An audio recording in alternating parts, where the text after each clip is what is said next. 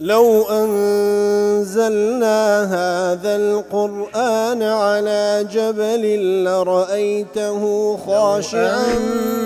أنزلنا هذا القرآن على جبل لرأيته خاشعا أنزلنا هذا القرآن على جبل لرأيته خاشعا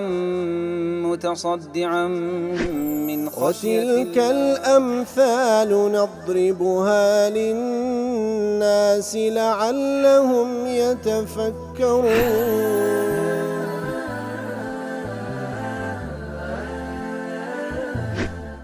الحمد لله والصلاة والسلام على رسول الله وعلى آله وصحبه ومن والاه. السلام عليكم ورحمة الله. بەڕێزان خۆشحاڵم لەوانەیە 893 لەوانەکانی تەفسیری قورئانی پیرۆز بێمەوە خزمەتتان بە مەبەستی ڕەزامەندی رب العالمین و هیوادارم ئەوەی ئازیز سوودی لەوەربگرن. أعوذ بالله من الشيطان الرجيم. بسم الله الرحمن الرحيم. وإخوانهم يمدونهم في الغي ثم لا يقصرون. بەڵێ خۆشەویستان، وەکو لە دوو ئاەت پێشتر خوای گەورە فەرمووی کاتێکەوە شەیطان وەسوەسەت لۆ دەینی خۆت دە پەنای ئەڵڵا سوبحانەه وتەعالە. وەسڵ لە دوو ئاەتی دواترێ فەرمووی بێگومان ئەوانەی کەوا متەقین کاتێکەوە شەیطان وەسوسەیان لۆ دەینیتن ئیتر خوای گەورەیان بەبیر دێتەوە و دەزان ئەوە پیلانی شەیطانە و لۆیە خوای گەورە سوبحانەه وتەعالە بەهانایان دێ و ئیتر ئەوانیش چاوی دڵیان ڕۆشن دەبیتەوە و پارێزراو دەبن لە شەیطان. بەڵام لە مقابلدا وإخوانهم يمدونهم في الغي، بەڵام خراپەکارەکان ئەوانەی کەوا کۆیلەی شەیطانن، شەیطانیش کە برای ئەوانە زیاتر هانیان دەدا و میدادیان پێدەبەخشی، یارمەتیان پێدا زیاتر لە گومڕاییدا بەردەوام بن، ئیتر تەقسیریش ناکەن لەو هەوڵەیان نە ئەوان و نە براکانیشیان لە خراپەکاری. وإخوانهم يعني وأما إخوان الشياطين من شياطين الإنس كواتا براكانيان واتما بس لبراكاني إنس كلبو كبرانا لقل شياطيني جن أو أنا موقفيانسيا واتا أو إنساناني كوا بوين برا لقل شيطان أو أنا موقفيانسيا وكخواي قورش لزيقايد كاش باس كده كسانك دبنا براي شيطان وكل سورة الإسراء إن المبذرين كانوا إخوان الشياطين. أوانا كوا زيد الروي وإسراف دكن براستي أوانا براي شيطانا إتر تشين براي شيطان وهم الذين لم يتقوا أوانا كتقوايا النية فلم يتأتى لهم التذكر وكل تفسير قاسمي دلي متقيا كان كاتك وسوسي شيطانيا لو دي تذكروا بلام أوانا كاتك وتقوايا النية تذكريشيا النية حقائقيا لبير دتي أصلا حقائقيا لبير نية ولا ينفع فيهم الاستعاذة واستعاذش لحقي أوان سودي نابي لبرسي لأن الشياطين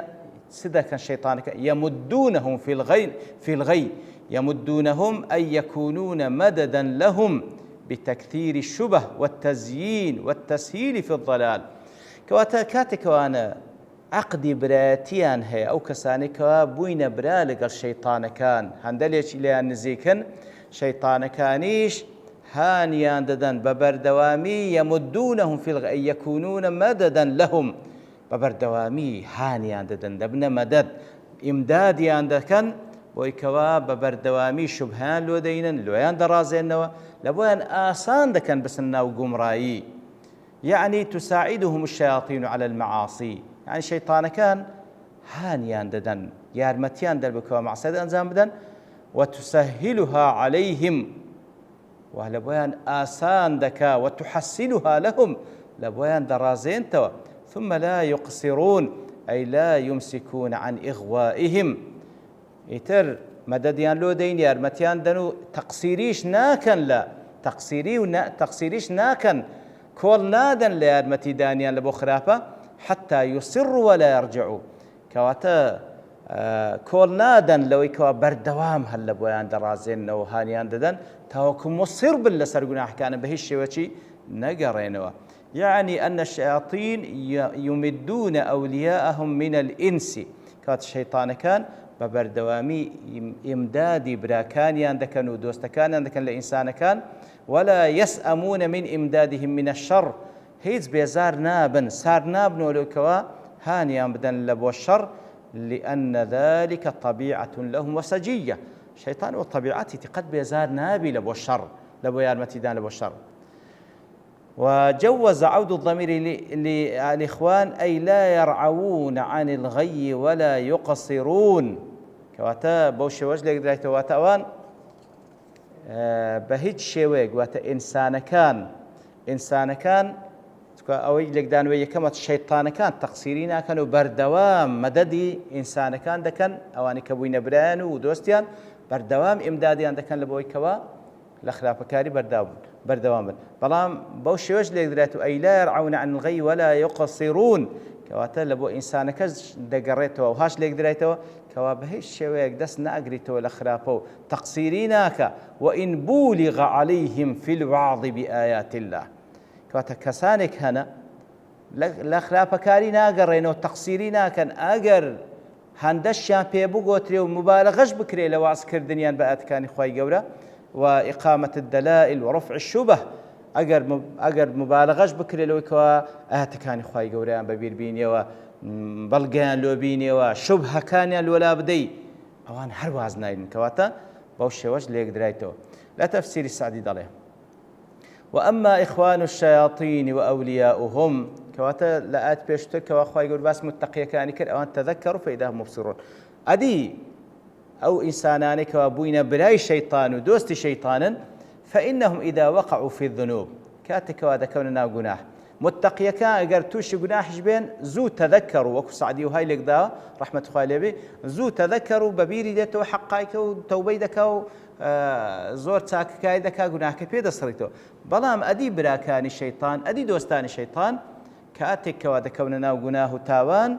لا يزالون يمدونهم في الغي ذنبا بعد ذنب الشيطان وازع لينايني جناه لدواي جناهيان بي أنزام ددا ولا يقصرون عن ذلك تقصيريش ناكن لا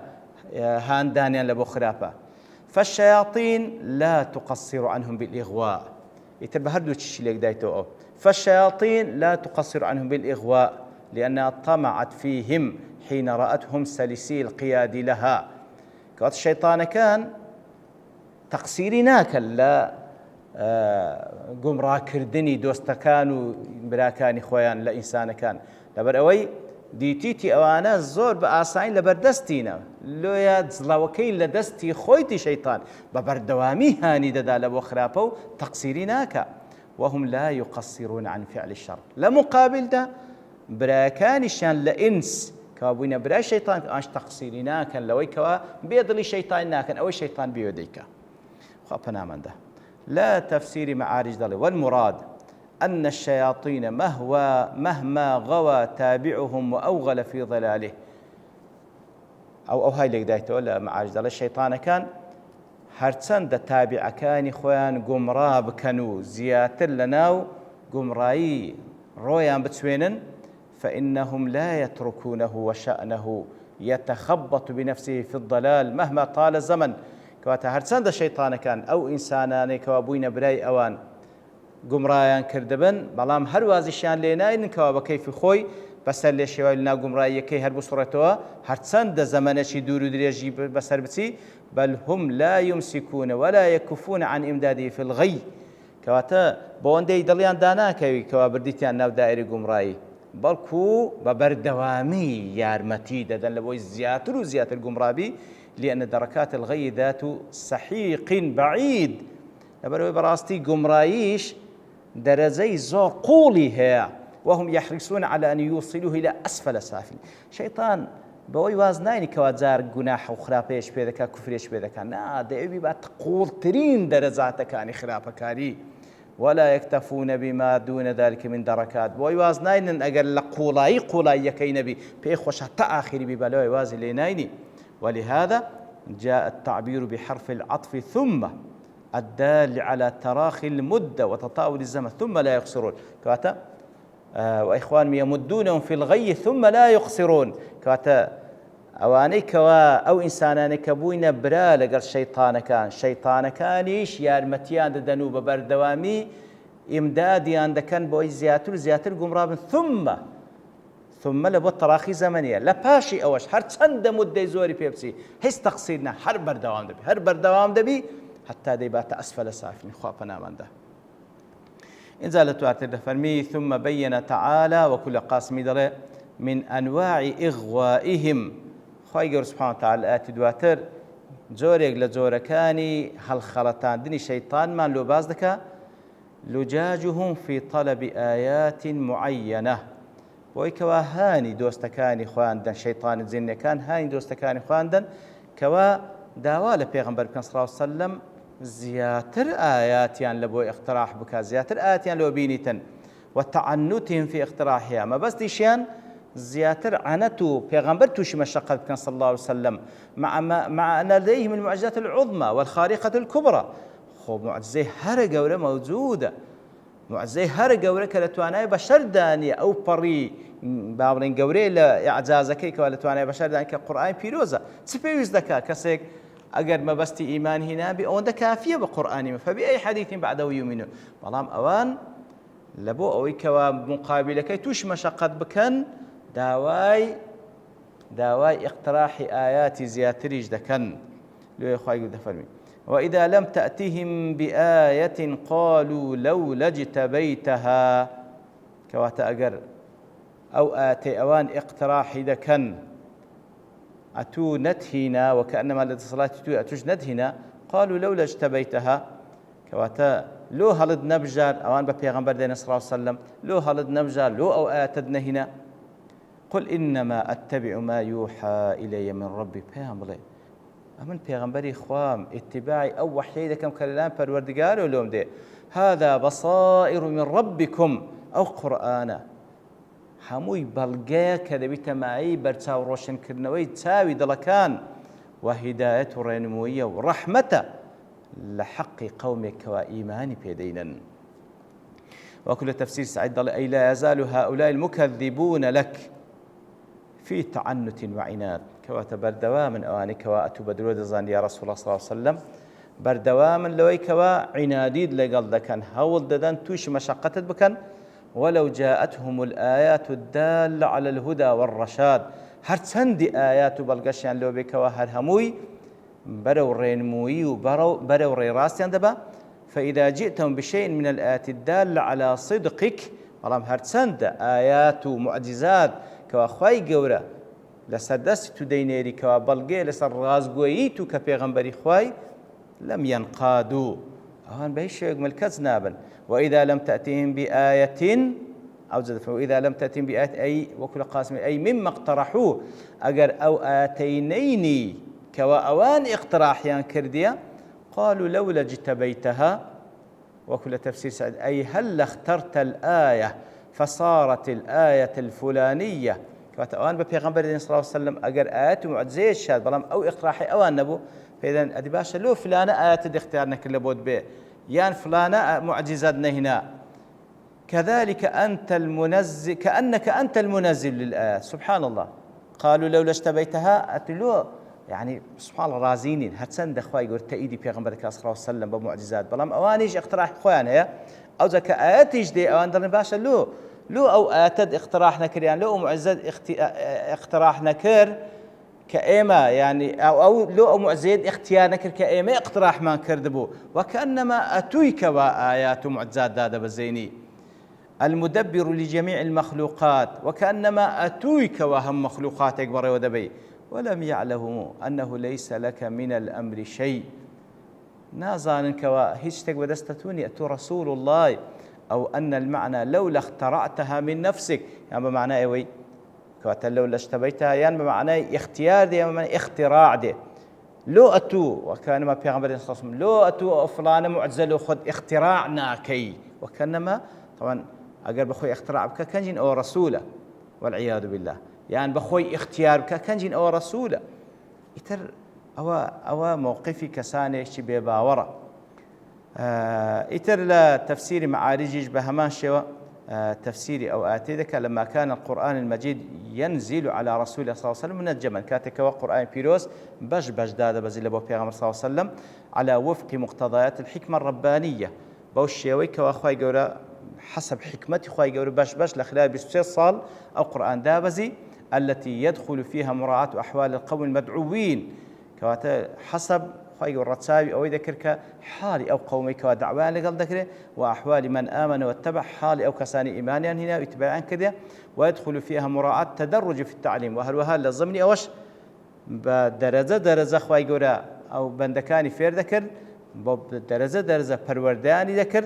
ودرجة خواهي الشريعة دنار كان من شأن مراعاة مقتضيات هذه الحكمة الربانية أن ينقطع أحيانا نزول آيات جديدة من القرآن يتزار بزار لو دابزيني بسوسي صار زار بزار فترتشي آيات دانا دابزي لقرآن بيروز مديق لزمن انتظارا للمناسبة الداعية وكبر إخوائي قولا مهلة جدداتا أو كشتيق روبدا وإنزا آيات دابزيني فكان بعض الكفرة المشركين يتخذون من تأخر نزول نجم جديد ذريعة ليوجه للرسول صلى الله عليه وسلم كلام فيه تشكيك في أن ما يتلو عليه من آيات القرآن إنما يصطنع ويتكلف تأليفه كواتأوان أو يندقوست وهندي ذا كوا آدان دبزي وكأنما بيغمبر صلى الله عليه وسلم بخويتي للآن خويا والتأليف أو كلام ذكا يتر بوشوي أو فرصتي ياخذ أو مهلتي ياخذ أو مديك وقرآن دان دبزي أوان ديان قوست ودهاتن پیغمبریان دوی صلی الله علیه وسلم احراز بکن دیواره بخود شتیک دابنه دیواره بخود تألیف کبیان لکتاب کانی اهل کتاب لکتاب کانی اهل کتاب وری بگرو شتیک بین ایتر اوان ذكر فرصتك وباوني هنزتك لبو افتراء بيغمبر كن صلى الله عليه وسلم بخويتي او قران ديني بخويتي تاليف لك والعياذ بالله يتديار زياتر لسر اباب تددوي والله من برتوابوني كدوسين ببشتواني خوي جوره لواني داهاتو زياتر دينه وخزمتي وصلى الله وسلم على نبينا محمد وعلى آله وصحبه أجمعين وآخر دعوانا أن الحمد لله رب العالمين. لو أنزلنا هذا القرآن على جبل لرأيته خاشعا أنزلنا هذا القرآن على جبل لرأيته خاشعا أنزلنا هذا القرآن على جبل لرأيته خاشعا متصدعا من خشية الله وتلك الأمثال نضربها للناس لعلهم يتفكرون